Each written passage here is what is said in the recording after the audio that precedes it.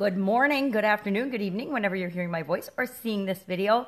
I am Sharon Horne-Ellstrom, but you can call me Pajama Grandma. As you can see, I'm sporting my robe and my pajamas still because I am now living what I like to call the Pajama Grandma lifestyle.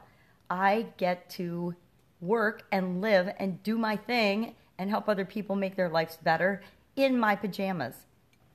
After several decades of traditional corporate America and business ownership, it's really amazing that I can actually live my life in my pajamas. It's something I've always wanted to do, and I never thought it was possible for me. But guess what? It's possible for me, and it's possible for anybody.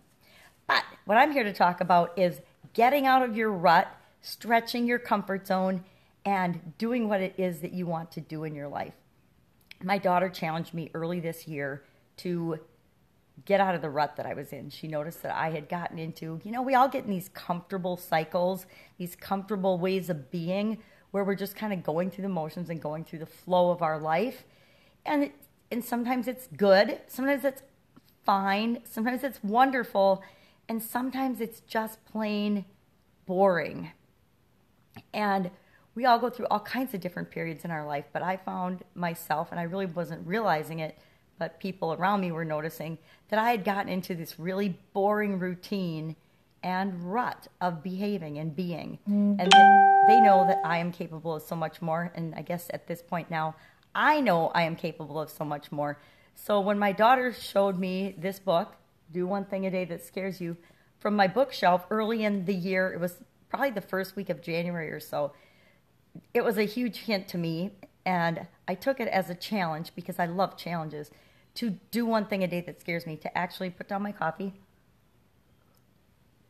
so I can talk and go to the page, but to actually do this book. I had gotten it for a friend of mine and I. We were in a business together, and we did it for like a week or two, and then of course, it's as evidenced by the writing in the book, then we stopped doing it because life got in the way, life got busy, and we never finished it.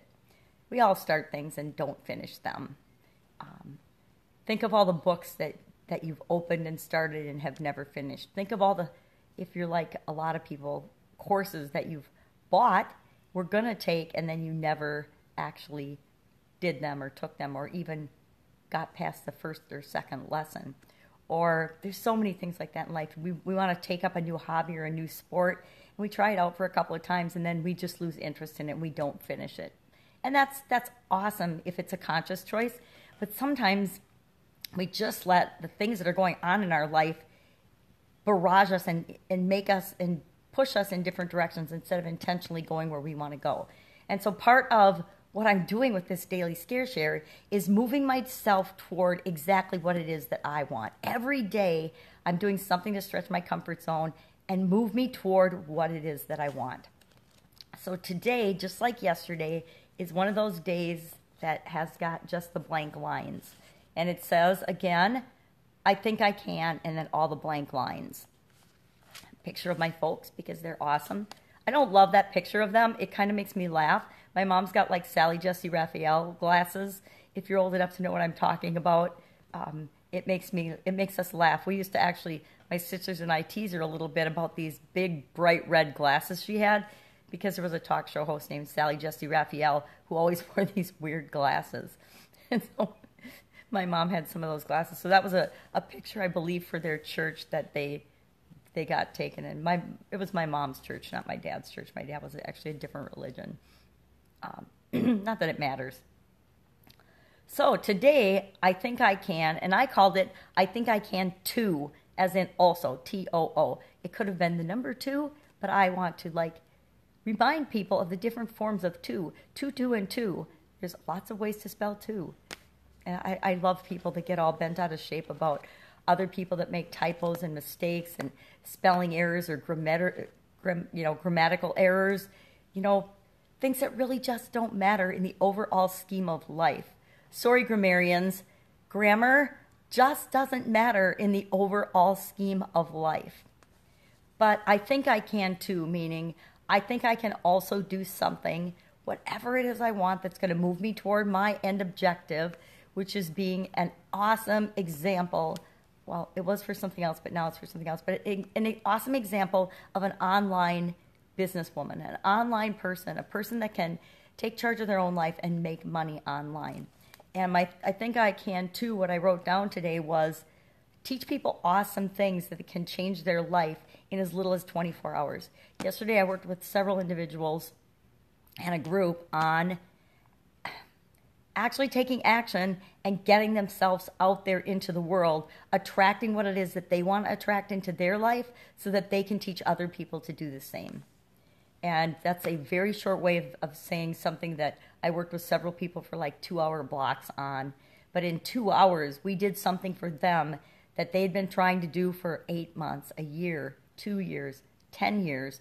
And we, in a couple hours, broke through and got them the result they wanted in just a couple hours, because I led them, because we could go through the process together. All I did was ask them questions and pull out of them what they already knew was true for them, but they just weren't doing it. Or they would get stuck on one little piece and they wouldn't really know the next step. So I'd ask them a question or show them how, demonstrate actually with them, talk them through exactly how to do the next thing that they got stuck in, so that instead of taking months and years to actually accomplish something, we got what they needed most to get done in under 2 hours. And so I guess I can teach people how to do stuff that will transform and change their life too. So that was my, I think I can action yesterday. And today was my realization and my belief that, yeah, I really can do that for people. So what do you think you can do? What do you do so automatically and well that you just take it for granted because it is just inherent in your being? That is your superpower. Comment below what your superpower is, no matter how weird or strange or interesting you think it is. For example, I have the superpower of the ability to find lost things, find people's stuff. I'm really good at helping people find things that they lost. Is that a valuable skill? I don't know. It's really handy if you lose your keys or your schoolwork or your anything that you're looking for. We have these dog beepers for the dogs, and those things are always getting lost. Things like that. But it's about, I don't know why. Is that a valuable skill? I don't know. It might be to somebody, but it's come in handy in my life. But, you know, I just do it naturally. I don't know how I do it. I just am really good at helping people find lost things.